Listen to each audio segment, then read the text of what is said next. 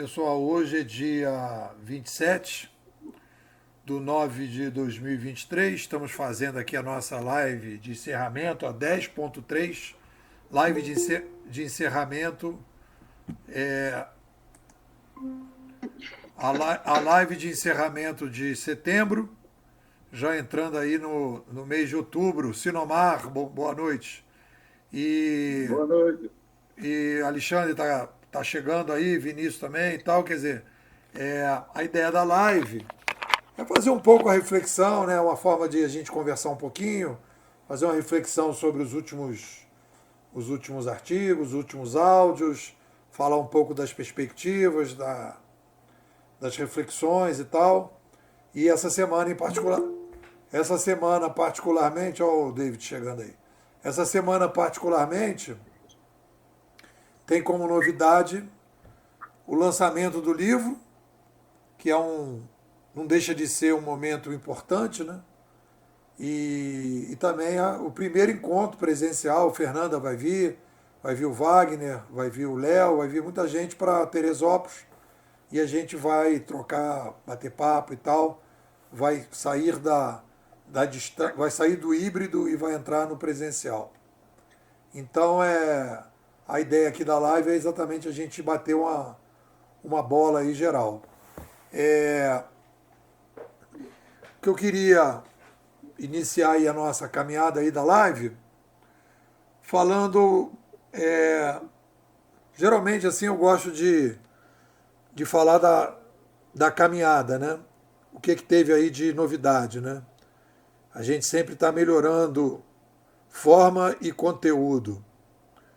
Do ponto de vista da forma, hoje particularmente, foi um uso, vai sair o artigo na sexta-feira, foi um uso intenso do chatbox do Google, do Bard, do tio Bard. Porque eu tive uma conversa com a Carla, que ela não é aluna, mas é seguidora ativa, sempre mandando áudio, e a gente fez uma conversa sobre design thinking. E era uma área assim que eu nunca entrei assim para ver com mais detalhe, e a gente conversou um pouco, e aí eu tive curiosidade. Aí eu fiz assim uma espécie de oi, oi Alexandre, tudo bem? Então eu fiz aí com uma curiosidade hoje, eu conversei com ele sobre design thinking. Perguntei o que era, quais eram as questões principais, qual era a comparação dessa metodologia de solução de problema com outras. Depois pedi uma comparação entre várias metodologias de solução de problema que são novas. Cara, foi muito legal. E é uma experiência muito interessante você, quando você quer pegar um assunto que você não domina quase nada e entrar nessa conversa. E aí você vai perguntando, vendo algumas contradições, vai questionando. E aí, cara, foi bem interessante, né? Então, isso é forma. É uma nova forma de trabalhar. Outra coisa também que eu acho que teve interessante na forma é, primeiro, a divisão, né, de duas grandes áreas de pesquisa, que é a inovação, o campo da inovação e o campo do digital. Isso está bem claro, né? O livro fecha um ciclo. E aí eu estou trabalhando já nas atualizações do livro Civilização 2.0 e trabalhando A Arte Secreta do Inovador, que tem avançado bem. Hoje eu fiz uma discussão que eu acho que é interessante. Duas coisas que eu gostei muito do áudio de hoje, que são amadurecimentos. O primeiro é a ideia que a mente secundária, ela não é uma coisa... Essa ideia de conversar com os botões já existe há muito tempo, né? Eu vou conversar com meus botões. Mas quem são os botões? É uma coisa antiga, muita gente não acompanhou, né? Mas tinha esse papo, né? Eu vou conversar com meus botões. No fundo, conversar com os botões é abrir um espaço para outra área, que aí vem a ideia da mente secundária. Para mim, isso me ajudou muito na minha vida pessoal. Mente secundária, mente primária e bancada criativa. Ah, eu vou levar isso para minha bancada criativa, eu vou botar minha mente secundária para atuar. Cara, essa metáfora, e aí eu coloquei isso muito claro no artigo de hoje, que isso não é um estudo da neurociência. Eu não acho que a gente... O cérebro, as pessoas falam muito isso no cérebro, né? Há áreas do cérebro que são mais impulsivas, né? E áreas que são mais reflexivas. Mas aí é uma mistureba danada, é uma mistureba danada dessas áreas e tal. Então, para efeito de inovação, o que interessa é facilitar que as pessoas consigam, de uma maneira muito simples, enxergar como é que ela pensa sobre as coisas que estão no dia a dia e como é que ela refaz esse processo. Então, essa ideia de que é uma metáfora e não é um estudo detalhado da mente, baseada em radiografia, ultrassonografia, etc. Doutor Wagner, boa noite. Bom, isso é uma coisa. E a outra coisa que eu achei muito legal no artigo de hoje, consolidou, né? É a ideia da acupuntura. Quando eu comecei esse trabalho de dizer que existem paradigmas limitantes que perturbam o potencial inovador, a metáfora da acupuntura é muito adequada. Considerei muito adequada. Por quê? Porque quando você tem uma dor de cabeça, a agulha da acupuntura não vai na dor de cabeça. Ela vai em outro ponto do corpo para melhorar a dor de cabeça. Então, são duas coisas que são, a princípio, né, quando as pessoas falam inovação, as pessoas já entram naquela conversa, você precisa inovar, então vamos inovar, e olha aí os passarinhos, os peixes, olha como a gente vai inovar, e começa a falar da inovação, mas não é acupuntura. Ela mete a agulha em cima da própria dor de cabeça, quando na verdade existe uma relação dos paradigmas limitantes com o potencial inovador.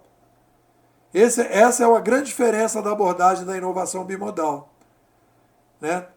Se fala muito em crenças limitantes, isso não é novidade. Né? Paradigmas limitantes, né? Pode-se até que uma conversa com o Bard sobre isso seria legal. Falar de crenças limitantes e tal, quem é que pensou sobre isso e tal, vou fazer esse trabalho. Mas aí a ideia da acupuntura é muito, muito boa. Se eu penso que nem o Platão, por exemplo, o meu potencial inovador cai. Se eu não coloco a morte como uma referência, o meu potencial inovador cai. Se eu não vejo que eu fui formatado quando criança e eu tenho uma convicção que a minha identidade é mais fixa, o meu potencial inovador cai. Então essas relações são importantes, porque na hora que eu vou fazer um workshop, eu posso provocar essas conversas para ir desamarrando esses nós e naturalmente a dor de cabeça tende a diminuir. E aí o potencial inovador vai subir. Então eu achei isso bem legal, né? Eu acho que a escola está se abrindo. Uma coisa que eu quero compartilhar com vocês, tem aqui o David e o Alexandre, né?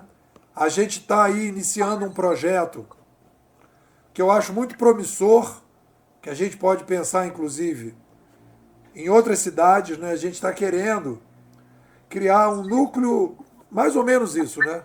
Um núcleo bimodal em Franca, que é interior de São Paulo, e aí o David assumindo essa coordenação do núcleo bimodal em Franca, e a gente levaria essa coordenação propondo para a cidade um projeto Franca 2050 ou 2040, uma coisa assim de longo prazo, para a gente poder começar a disseminar essa ideia bimodal, tanto a abordagem da visão de cenário, quanto a abordagem da inovação. Então a gente recrutar pessoas, aí fazer os workshops, apresentando essas coisas, as pessoas preenchem o formulário, aí a partir do formulário a gente começa o trabalho. Então eu acho que eu, se isso funcionar, que a gente está vendo aí, né? Se tem cliente para isso, né? Eu acho que a gente abre uma frente muito interessante que pode se desdobrar para outros lugares. É, então eu acho que foi. Então, eu diria que estou muito animado, vocês sabem que eu sou super animado, né? Fico muito satisfeito, né? De estar entregando esse livro Civilização 2.0, porque estamos imitando as formigas. Eu, inclusive, na introdução desse novo livro, digo que esse livro é um livro só, eu fiz um livro só, revisado 4 vezes. Então, conhecimento em rede, revisei com gestão 3.0, que eu revisei com a administração 3.0, que eu revisei com a civilização 2.0. Então, eu não acho que são 4 livros. É um livro só revisado 4 vezes. Esse livro, A Arte Secreta do Inovador, é um novo livro. Para ser bem honesto, aí é um novo livro. É um novo fenômeno. Mas esse aqui é um fenômeno só melhorado. Análise melhorada. E reivindico, digamos assim, né? Vou ser arrogante, vou arrogar. A ideia de que o arrogante é uma coisa negativa, eu acho que não. Então eu vou arrogar e dizer para vocês que eu acho que esse livro, Civilização 2.0, é um dos melhores livros que já foram escritos sobre digital no Brasil. É fruto de 17 anos de pesquisa, de uma pessoa que é pesquisadora nessa área desde o início, e acho que ele contribui com uma visão muito consistente, diferente, melhorando, na minha opinião, os melhores analistas sobre as revoluções cognitivas da história, que são os canadenses, que a gente soube escolher os padrinhos, e a gente então trabalhou sem preocupação de querer mimimi, sem preocupação de fazer sucesso, sempre no foco de vamos explicar da melhor forma possível, sem fazer concessões. Sem concessões para o mainstream. Essa que foi a ideia. Então eu acho um livro bem consistente. Eu aposto, é uma aposta, né, que esse livro vai durar bastante tempo. E fico muito satisfeito de lançar ele num botequim. É uma ironia, né, mostrando que nem sempre as coisas trabalhadas, consistentes, ganham espaço e têm, digamos, o devido reconhecimento no momento em que as coisas são feitas. Isso não impede que a gente continue trabalhando e sabendo que isso acontece mesmo. Essa é a história de todos os conceituadores que quiseram realmente fazer um trabalho legal. Todos eles passaram a mesma coisa. Então a gente está dentro do mesmo negócio. Então um pouco por aí. Fernanda, o que a senhora tem a comentar sobre esse mimimi aqui do Nepô? Bom, eu dei uma dispersada, devo confessar, que eu estava tentando fazer minha câmera funcionar, aí acabei tendo que reiniciar o computador, né, para que ela entrasse. O que eu tenho a dizer? Bom, você sabe, eu sou fã, né, desse novo momento da Bimodais, né, e seu também. Sou muito fã dessa ideia de trabalhar com a, a arte secreta ou trabalhar com inovadores. Sou muito entusiasmada com isso, porque eu acho que é isso que é o que nós somos ou deveríamos estar nos encaminhando para si, né? Mais do que nunca. Né? Então, eu sinto muita alegria, né, de ver você trabalhando, como é que se diz? Beneficiando, né? Me beneficiando da, dos, os seus conceitos, né? Que para mim viram em muitos momentos insights, e eu aprendo muito com insights, né? Eu gosto, então vem, eu digo, pá, pá, né? Aquilo fica cozinhando, né? Na minha cabeça, e eu acabo de um jeito ou de outro aplicando. Então eu estou muito satisfeita, eu acho que a gente está numa pegada, numa trilha, uma boa trilha, um bom caminho, né? E veja a coerência também, de como que a gente foi caminhando, caminhando até chegar neste momento, né? Então é muito concreto, né? Quando você fala, para mim é muito concreto, consigo ver essa concretude. E para mim é importante ver a concretude, né? Então é isso, né? Eu só tenho elogios a fazer. Tem uma coisa que eu acho que é interessante, né? Esse modelo da Bimodais, pessoal novo, né? Tem muita gente nova que entrou aí recentemente. O modelo da Bimodais, ele apesar de ser todo digital, não sei do que, a gente imita, imita não, né? Vamos fazer uma coisa bacana.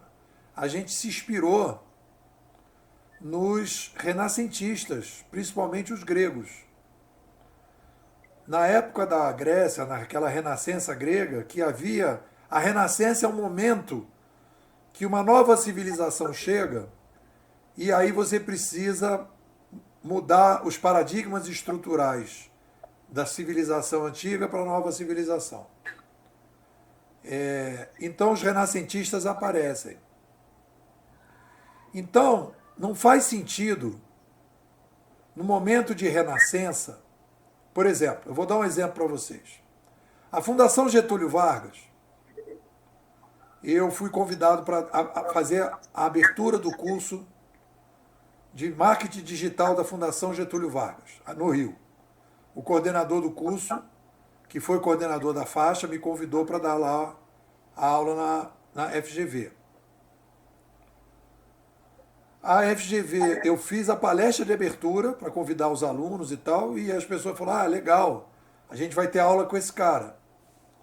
Aí na hora que eu entrei, eu fiz, né, a palestra e não tinha definido o que eu ia fazer, e eu achei que eles iam me convidar para dar a aula que eu sempre dou, que era lá que o próprio coordenador chamou de conversão 3.0, que era passar a visão de cenário que a gente tem, que é essa que vocês conhecem.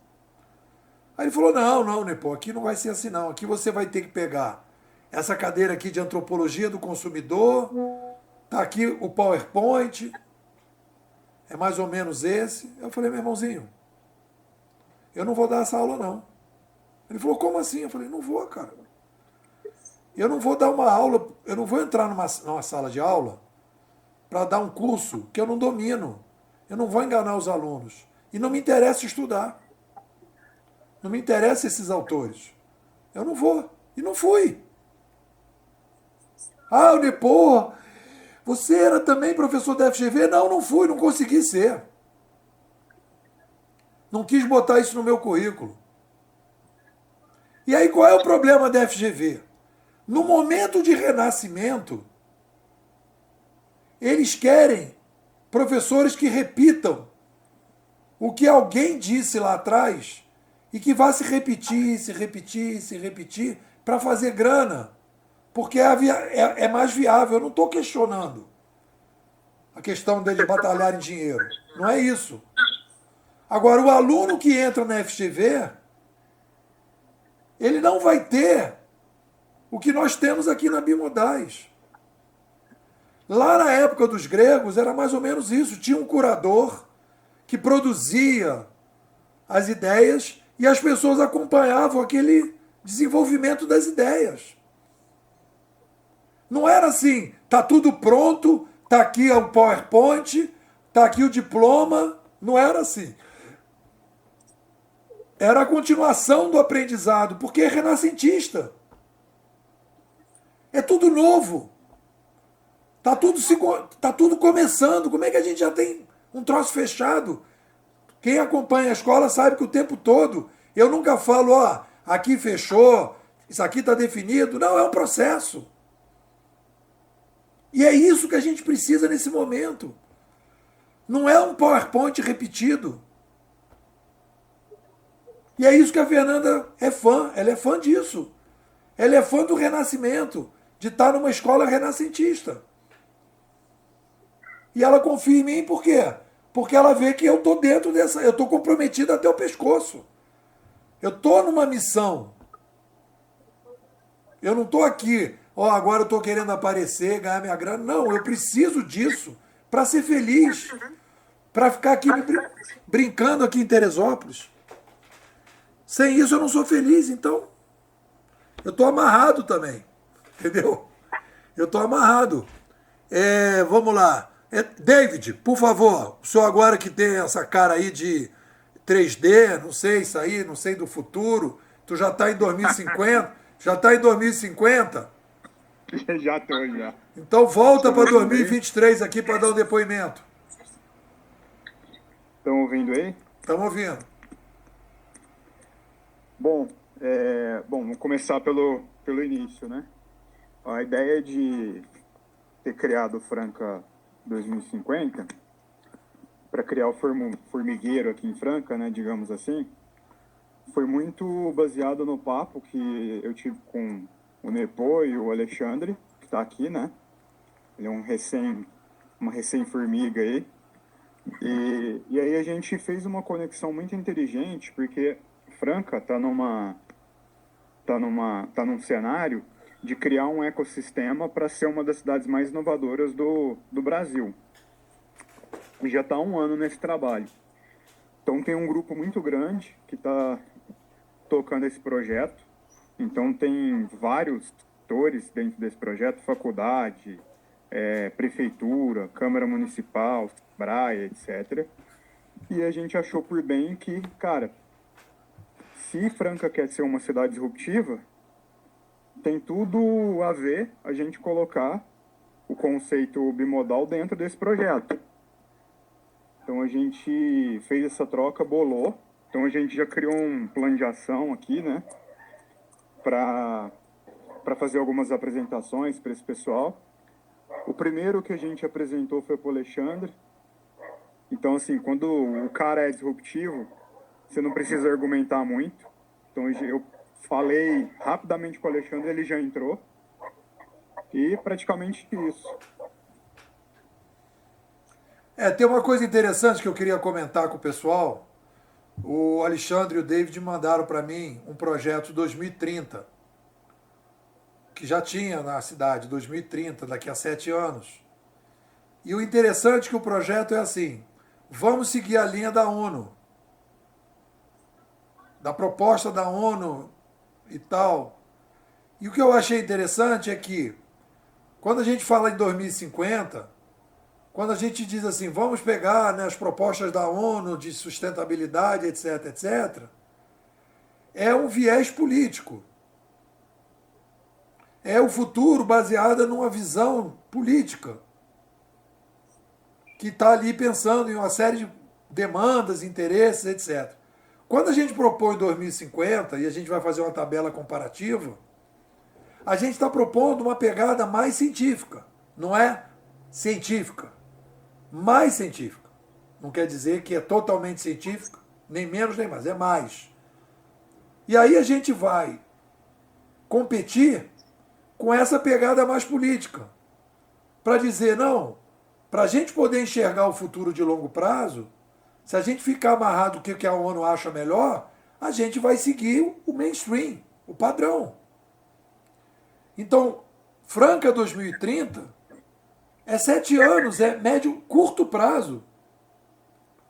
Quando a gente fala de bimodalidade, a pessoa tem que pensar no longo prazo, tem que pensar na civilização 2.0, Tem que pensar em filho, tem que pensar em neto, tem que pensar em bisneto. Tem que ver o século. Tem que enxergar a descentralização progressiva. Aí, a partir dessa descentralização progressiva, no momento que eu vejo, por exemplo, o estudo que eu fiz hoje sobre design thinking,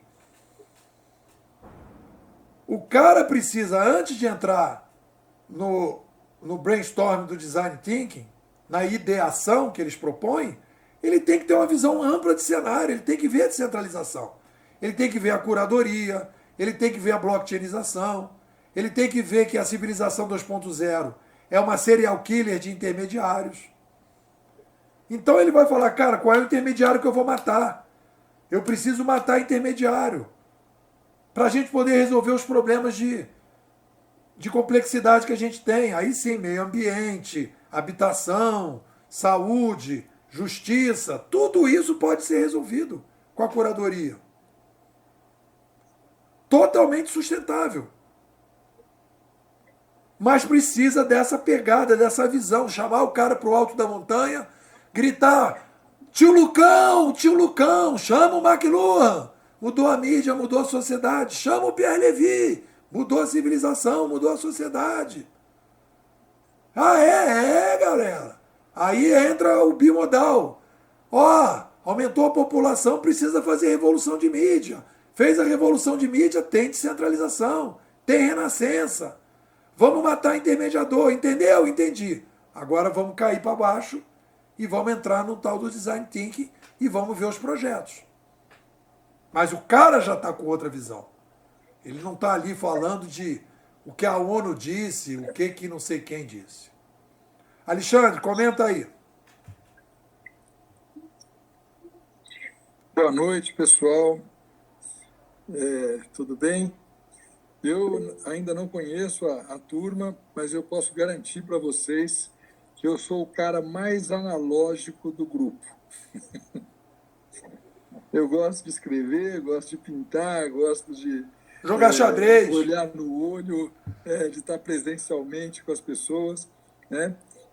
Essa ideia da formiga e do lobo, né? Eu acho que eu ainda estou muito mais no lobo do que na formiga. Mas faz sentido e eu acho que eu tenho que entrar com vocês aí firme nesse novo momento, né? Você tá mais para formiga, hein? Se for parar para pensar. Tá. Eu gosto muito de educação, gosto muito de escola, né? Fui consultor de escola há muito tempo, fui diretor de escola 10 anos, fundamos um colégio lá em Osasco, né? Tá, graças a Deus, firme e forte, apesar da pandemia. Mas eu fiquei também uns 10 anos dentro do CIETEC, uma incubadora de tecnologia dentro da USP, do IPEM, né? Então, eu vi muita coisa legal acontecer e a gente fez um trabalho bem inovador de transformar o Colégio Pestalozzi numa incubadora tecnológica, e que a gente chamou de Escola Incubadora. Foi lá que o nosso Game Arcos, que é uma plataforma de leitura, decolou, né? Então, eu estou aprendendo a administrar uma startup agora, né? Que é o Game Arcos. E vim para Franca com o falecimento da minha mãe, né? Estou aqui com meu pai, e aí eu recomecei o trabalho do Colégio Pestalozzi num prédio da nossa família aqui no centro de Franca. Então, a gente vai ter 2 pontos muito importantes: o Colégio Pestalozzi, em Osasco, e aqui em Franca, a Escola Incubadora. E a plataforma do Game Arcos, que está apoiando economicamente, financeiramente, os 2 projetos. Então, vem bem a calhar tudo isso. Eu acho que é muito importante para nós.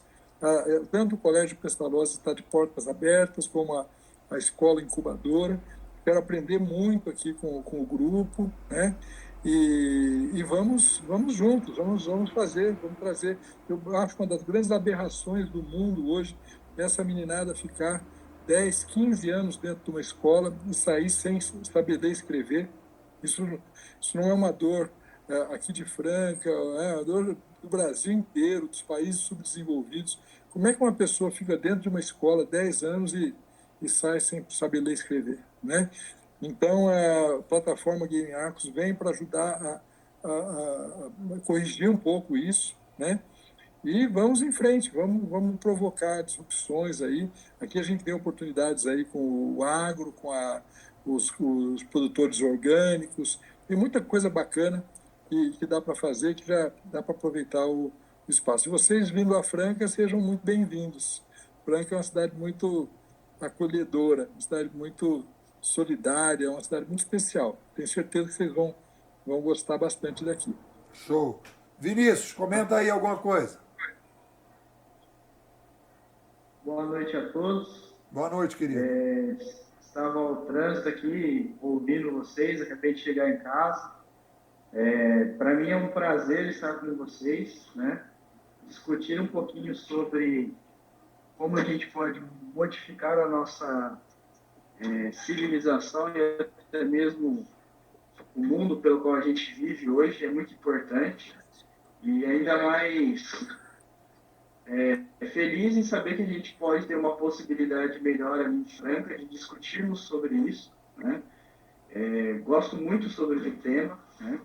Fui indicado por um amigo ali, o Evandro, o Carlos conhece, e fiquei muito, muito feliz pelo que eu ouvi hoje, né? Pode contar comigo aí sempre, e a gente vai começar a discutir um pouco mais sobre como a gente trabalha isso, de como a gente melhora, né, no mundo pelo qual a gente vive. Não ficar nessa forma, né? E sempre respeitando o que os outros somente colocam, né? Vinícius, qual é a tua cidade? Tua cidade qual é? Tua cidade? Eu sou de Birigui, São Paulo. Olha, Então, a gente Birigui pode... faz o calçado infantil e Franca faz o calçado masculino. Exatamente, Alexandre.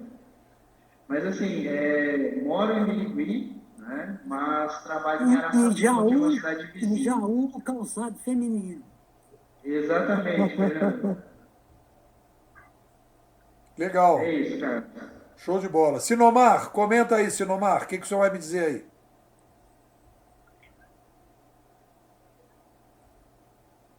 Doutor Sinomar? Wagner, é contigo.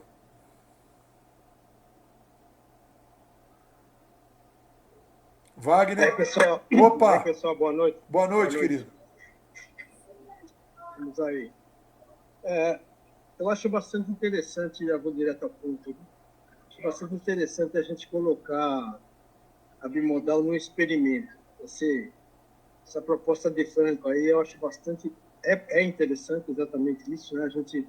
Você falou de design thinking, o design thinking passa por um momento mais importante dele, que é do experimento. Depois de você olhar bem, entender toda a situação, você propõe, faz a proposta, a bimodal já é uma proposta, e depois você coloca isso no experimento, e é aí que nós vamos aprender o que vai dar errado, o que vai dar certo, e as modificações rápidas que precisam ser feitas. Eu gostei muito dessa ideia, né? Entre ESG, que você estava falando agora há pouco, a ONU, sim, tem um programa 2030, e o Brasil está envolvido nisso. A indústria automotiva que eu estou ligado tem um programa chamado Rota 2030, que vai ter uma série de desenvolvimentos que trabalham com o ecossistema e com a parte de descarbonização bastante forte nos próximos anos, né? Então, tem muita coisa acontecendo em paralelo. E eu acho que a bimodal se encaixa num monte de coisa aí que nós estamos trabalhando. O duro eu acho que a parte mais difícil é o convencimento de mais pessoas agregadoras, né? Você já tinha dado um exemplo anterior aí que você tentou entrar em algumas empresas e que tem lá uns disruptores, mas a ideia não entra, ela não passa. Então, essa para mim é a parte mais difícil que a gente precisa vencer. Falando aqui rapidamente. Show. E até sexta-feira, né? E até sexta-feira. Inclusive, você depois me diz.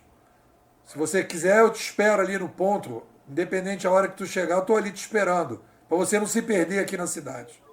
Eu vou chegar às 5h30 da manhã. 5h30 da manhã eu estou ali, rapaz. Para mim já é... 5h30 já é no meio do dia, rapaz. Tá bom, vou chegar às 5h30. Beleza. Sinomar, é contigo. Então, eu estava no escuro aqui e não achei o microfone. Agora achei. Mas olha, Nepomuceno e todo o pessoal, boa noite. Boa Para noite. mim é uma honra estar com vocês aqui. Eu, como eu disse para o Nepomuceno, eu estou no começo, né? Eu, apesar de 75 anos, eu me sinto um menino ainda aprendendo. E o Nepo, não conheço pessoalmente. Conheci por essa meio digital. E desde as primeiras falas dele, as escritas dele, eu tenho acompanhado essa cabeça incrível, esse conhecimento que ele tem da evolução da humanidade, né? E eu estou aí querendo aprender com ele. Como eu disse, ele é um professor de xadrez. Eu sou um novato. mas vamos jogar junto aí. Obrigado. Show de bola. Alejandro, fala aí. Bota o som.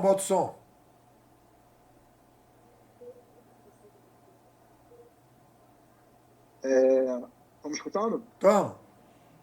Opa, boa tarde, grupo. É uma honra também fazer parte. Acabou que eu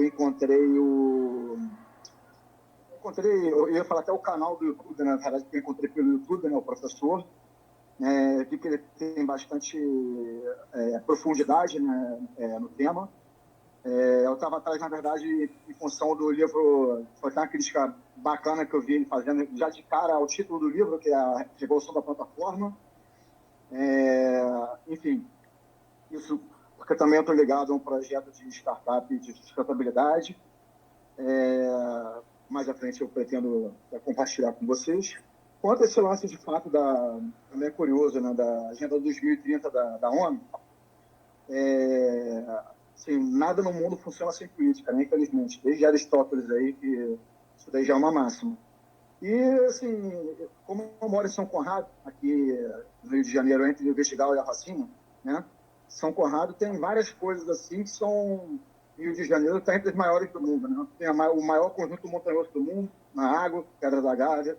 Tem a maior comunidade ou favela do mundo, a mais famosa, Rocinha. Foi palco de Olimpíada, da Copa do Mundo, né? Então, assim, aqui a gente...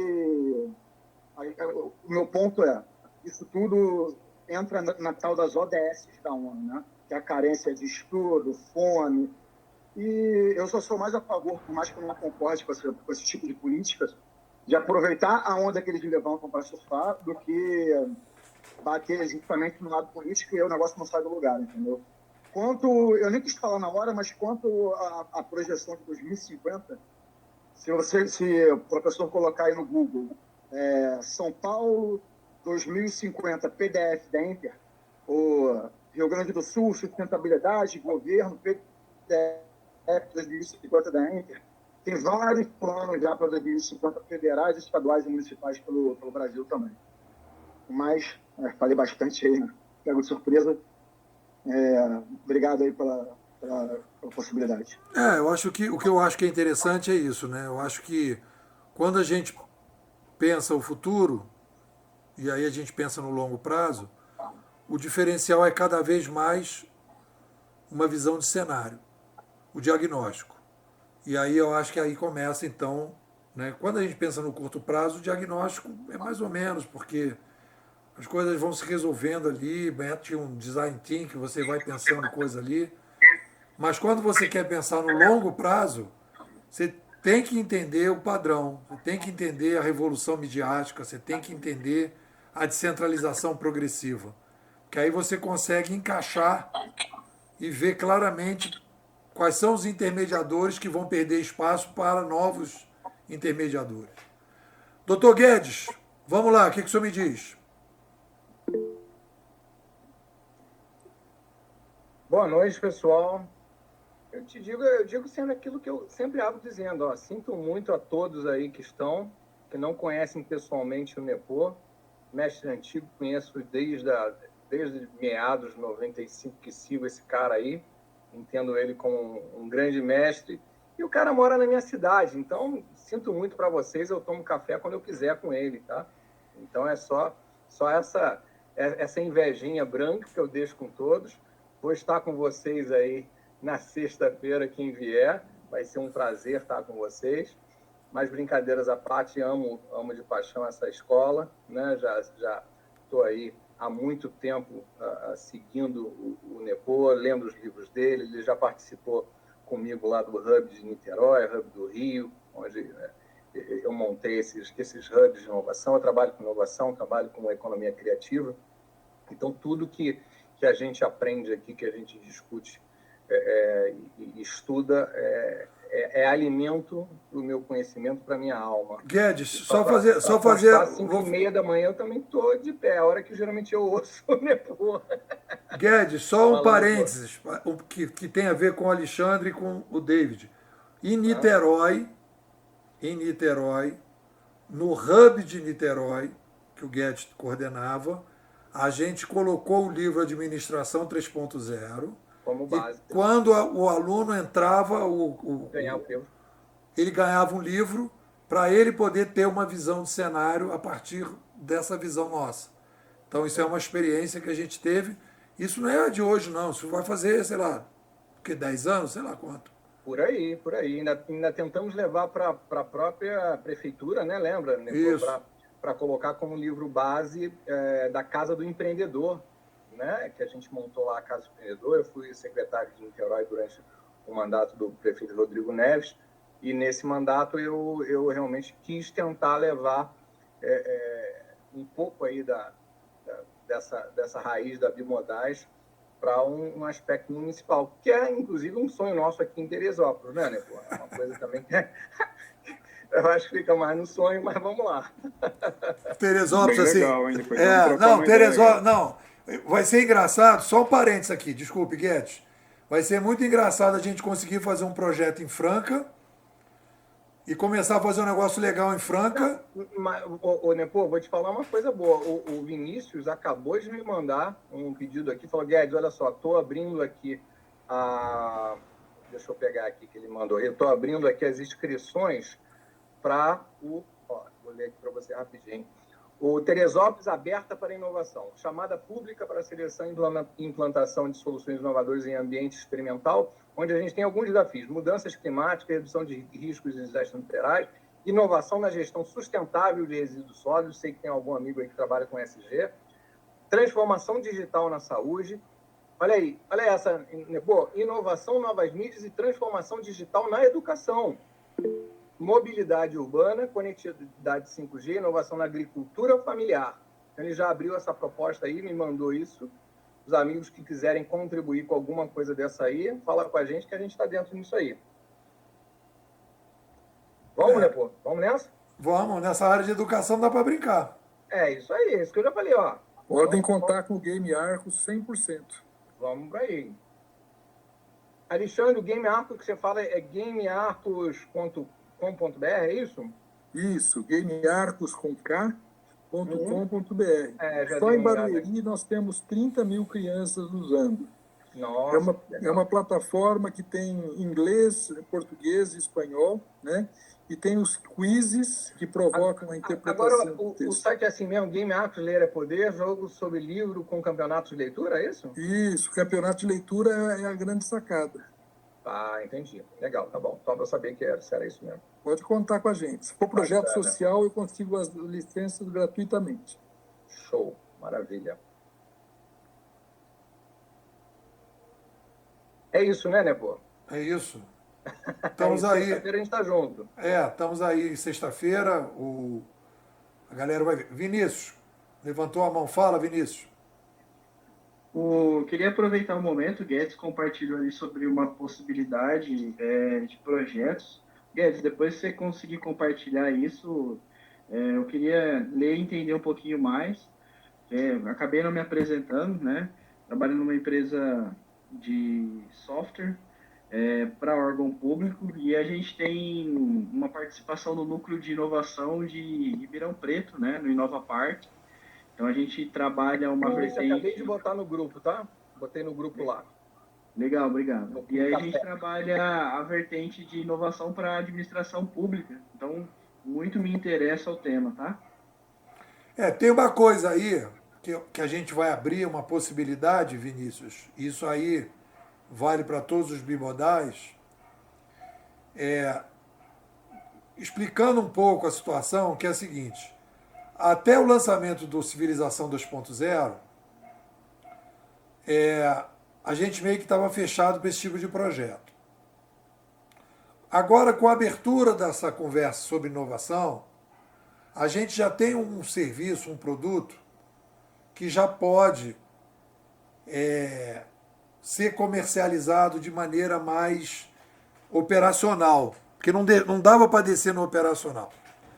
Então, Civilização 2.0, eu estava vendo esse negócio do Design Thinking, e vou botar isso no texto, eu vejo assim, um projeto de inovação numa cidade, numa região, numa organização, num grupo, a primeira coisa que a pessoa precisa obter é um contexto do alto da montanha. Ela precisa disso. É o primeiro passo. Ela entender a macro tendência da descentralização, que é a nossa abordagem. Pode ter outras. Essa é a nossa abordagem.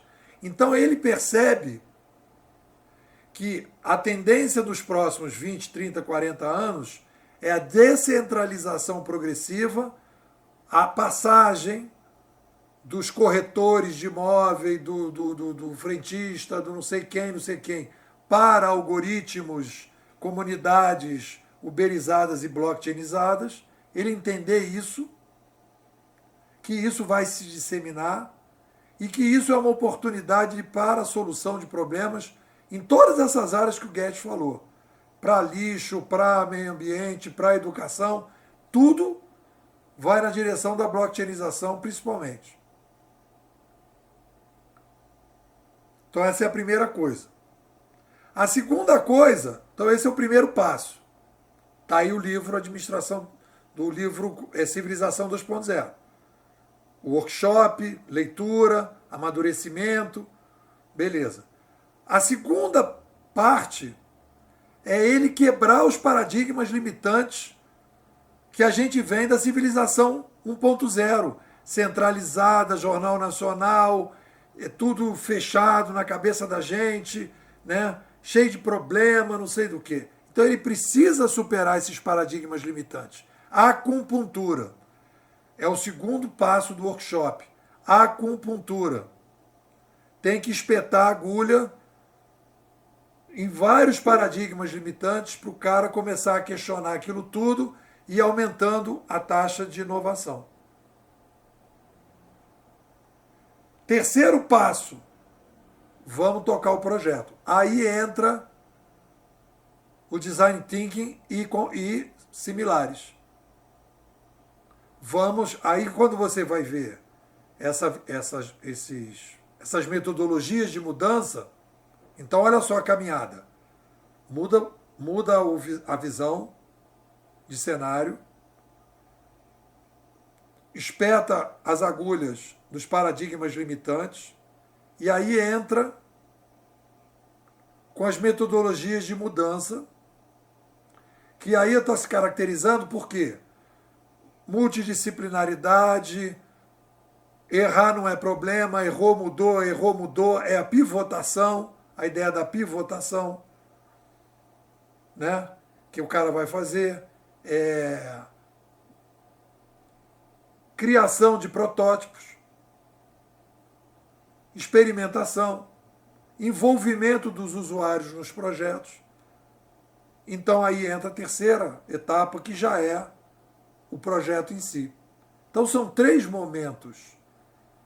Então a gente já tem trabalho bacana nessa primeira parte, tem um trabalho já começado na inovação, e nessa terceira parte aqui tem muita gente fazendo isso, né?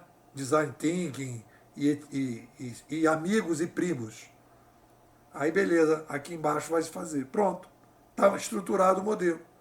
Então, por exemplo, Vinícius, qual foi a proposta que eu fiz para o David?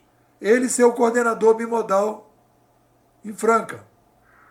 ele vai se especializar, ele vai começar a dar palestra, ele vai começar a dar curso, ele vai começar a vender a visão bimodal. Vinícius, pode fazer isso também na tua cidade. Quem quiser. Aí a gente monta mentorias, faz a apresentação, arruma, ajeita, melhora e começa a disseminar. E aí, quando a gente chegar a um certo amadurecimento, leva o projeto 2050. Envolve os disruptores e leva o projeto 2050. E aí a cidade começa a fazer a mudança. Se não der para fazer na cidade, pode fazer num setor, na área de educação, ou na área de meio ambiente, ou na área de lixo, sei lá. Aí tem que ver qual é a caminhada. Alejandro, fala.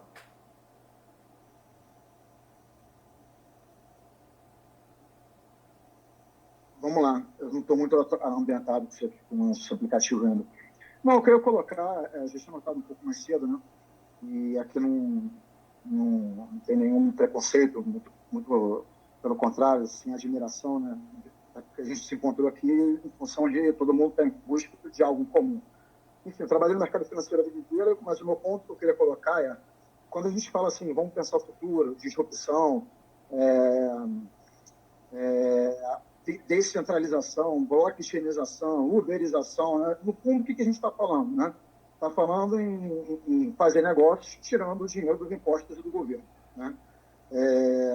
E esse é o grande terror, assim, não só do governo, diria que não só de esquerda, mas de direita, de todos os governantes e da própria administração pública hoje em dia. Por quê?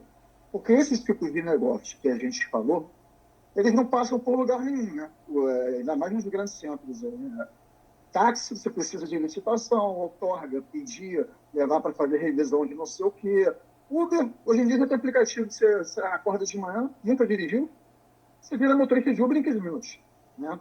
Então, assim, e o ponto só que eu ia falar, que eu lembro o currículo do senhor, eu vi o projeto que o senhor trabalhou.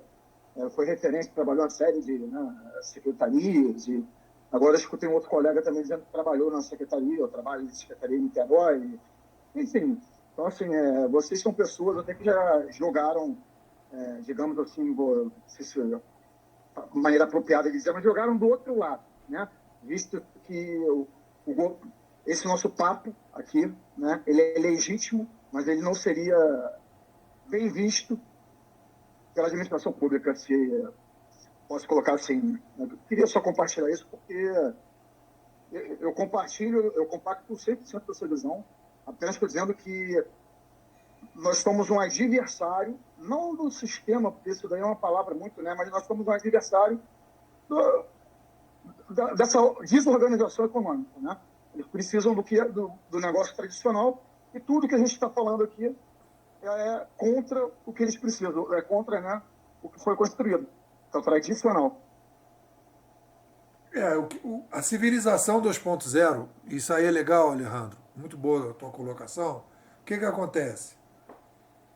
Essa é o aprendizado dessa 17 anos aí de caminhada do digital. O que acontece com a humanidade? A gente cresce, Jesus, inclusive, mandou crescer e multiplicar-vos, o pessoal acreditou nisso, né? Seguiu essa linha, né? Aí, quando crescer e multiplicar-vos, aumentou a complexidade. O modelo de intermediação que você falou, do governo, dos intermediadores, que não é só o cara que cobra imposto, é o cara que tem a menina aqui de Teresópolis. Eu vou mostrar para o pessoal que vier. Tem agora o restaurante Alentejo, que é da filha dela. Mas no restaurante Alentejo tinha a Paty Raquel, que era uma locadora de vídeo.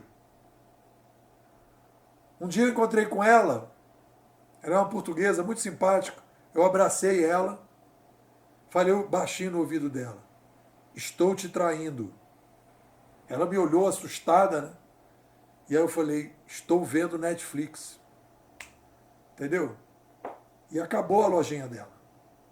Acabou. Depois de não sei quantos anos aqui. Então, todos os intermediários, você pegar corretor de imóveis, pessoas que alugavam apartamento, né? Hoje, hotéis que você tem a competição do Airbnb, O Genilson Araújo aí do Rio de Janeiro, lá aquele cara que ficava no helicóptero. Hoje você tem o Waze, acabou o Genilson Araújo, né? Os intermediários funcionavam, cara. Eles não eram mauzinhos, não. Eles funcionavam. Só que a população cresceu, eles perderam a função. E aí, com o digital, vieram os novos. Então, isso é natural. O que a gente tem que fazer como pessoas comprometidas com a melhoria da sociedade é acelerar o processo. Entendeu? O processo vai vir. Se você ficar paradinho, ele vai vir, já está vindo. O que a gente tem que fazer é acelerar o processo, por quê? Porque a gente reduz sofrimento. Entendeu? É a tentativa de... E quando a gente entra com a escola, com a nossa explicação, a gente ajuda a diminuir a ansiedade, o sofrimento, a incompreensão. As pessoas ficam perdidas. Meu irmão, é mais ou menos isso aqui, ó. A Fernanda mesmo, que a gente já conversou sobre isso. Quando a Fernanda fala lá no barzinho dela, tomando chopp, que ela acha que a gente está vivendo uma renascença, o pessoal joga chopp na cara dela. Tô mentindo, Fernanda?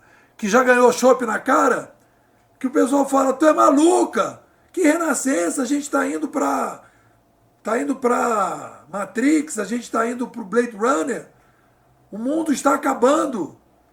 E ela diz, não, a gente está entrando na renascença. É difícil o pessoal entender. Entendeu? Porque essa renascença significa a decadência da antiga ordem e o surgimento de uma nova ordem. Essa nova ordem vai ter problema? Com certeza, já tem. O Uber tem problema? Tem. O YouTube tem problema? Tem. O Mercado Livre tem problema? Tem. Aí vem a blockchainização. Então, a minha visão, está aqui o nosso querido aqui, ó. Olha ele aqui, ó. Recomendo a leitura desse livro aqui. Deixa eu botar aqui no foco aqui. Opa! Você vê que a neve aqui está atrapalhando. Otimista racional. Deixa eu ver se eu consigo botar aí. O foco desse livro aqui. Olha só. Nem entra, não entra. Opa! Deixa eu botar na minha cara aqui. Opa! Otimista racional. Otimista racional. Eu diria otimista reflexivo. Matt Ridley. Ele diz assim, qual é a frase maravilhosa desse livro, do Matt Ridley? Quando as ideias fazem sexo, sai de baixo. É que isso está acontecendo, as ideias estão fazendo sexo. Né? Pessoas que não conseguiam trocar ideias estão trocando. E aí o sexo está gerando todo esse movimento de mudança. Então, nosso papel, na minha visão, é de acelerador. A gente não está criando a mudança. A gente não é uma revolução política, como foi a Revolução Russa ou a Revolução Francesa. Não é isso. É uma revolução midiática civilizacional. Como foi na Grécia, como foi depois da Idade Média, aí tem momentos, né, em que a gente vai acabar com os políticos, por exemplo. Aí vai ter uma revolução para acabar com os políticos. Vamos acabar com os presidentes, e vai criar um outro modelo. Vai acabar com os prefeitos. Isso é a minha visão. Aí vai ter, né? Vai ter uma história, vai aparecer aí alguém que criou e tal. Então tudo isso vai fazer parte. A gente talvez não assista, né? Mas que a tendência será essa, provavelmente. Bom, vamos fechar. Alguém mais quer fazer um comentário para a gente fechar? Quer falar, Alejandro? Está com a mão levantada, não? Não, já estava, né? Bom, galera, então eu vou pedir para... Fernanda, faz aí um Twitter final aí da nossa conversa. Não, Twitter final, eu entendi muito, eu acho que o Alexandro conversou, mas eu acho que você deu uma resposta clara, né? Tipo assim, não essa mudança, né? Por exemplo, quando a gente diz, nós estamos num renascimento, não adianta, eu não levo chopp na cara, viu? Porque meus amigos são educados. mas as pessoas realmente estranham e nem conversam sobre isso. Vamos dizer assim, né? Fica assim, a louquinha, a louca, mas não todos, né? Então, eu acho assim, esse embate sempre vai haver. Vai haver os embates políticos, eles vão existir, claro. É sempre como quem está é a velha ordem com algo novo. Sempre foi assim. Isso não é nenhuma novidade, né? É um interesse consolidado batendo numa nova maneira de se ver, né? Quer dizer, e isso vai haver política, claro que vai. Já está havendo. E haverá vítimas, está havendo vítimas, né? E haverá pessoas que se beneficiarão. Sim, haverá tudo isso, né? Por quê? Porque é assim que a coisa funciona. Nós estamos virando um momento, né? um momento bem macro. Nós estamos na infância ainda de tudo isso.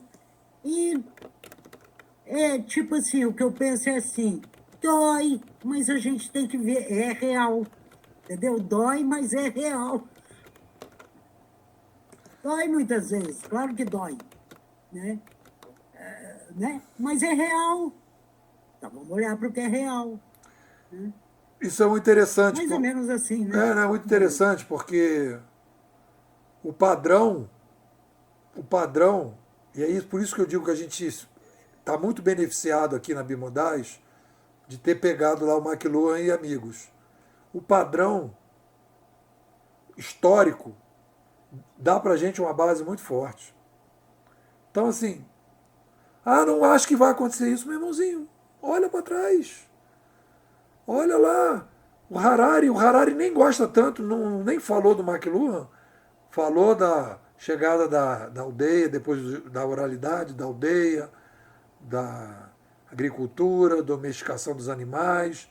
Depois as grandes religiões surgiram com a escrita manuscrita, né? O Império Romano surgiu com a escrita manuscrita. Toda a Renascença que veio começou com a escrita impressa. Então, o que adianta? Vai lutar contra tudo isso? É padrão. Então, eu acho que a gente então tem que ajudar. Nossa missão é redução de sofrimento. Porque a gente não é. Eu não me coloco como descentralizador, eu defendo a descentralização, mas não por uma questão política, é por uma questão de ajudar as pessoas a sofrer menos. Entendeu? Aí você vai dizer, não, mas então você está criando aí uma espécie assim de um futuro fechado, que a gente só vê um... Não, é a descentralização progressiva, é assim, sabe? A gente não está dizendo que vai ser assim ou vai ser assado, que a zona de atração vai ser nos Estados Unidos, na Europa ou na Austrália. A gente não está falando nada disso, a gente só está dizendo, olha, o ser humano vai querer resolver o problema do lixo, da educação, da habitação, de todos os problemas. Vai ter um maluco que vai criar uma startup que vai resolver esses problemas. Todas essas questões aí que o pessoal diz, não sei o que, vai ser resolvido com tecnologia, com toda a dificuldade, e a gente tem que acelerar esse processo para reduzir sofrimento. Só isso. Bom, galera, um prazer estar aqui. Vamos encontrar Dr. Wagner, doutora Fernanda, Dr. Guedes, aqui em Teresópolis. Provavelmente na sequência teremos Davi e Alexandre. Vamos fazer atividades em Franca e vamos conversando, pessoal. Um grande abraço para vocês, boa noite, vamos em frente. Boa noite. Abraço. Valeu. Forte abraço. Valeu, tchau, tchau.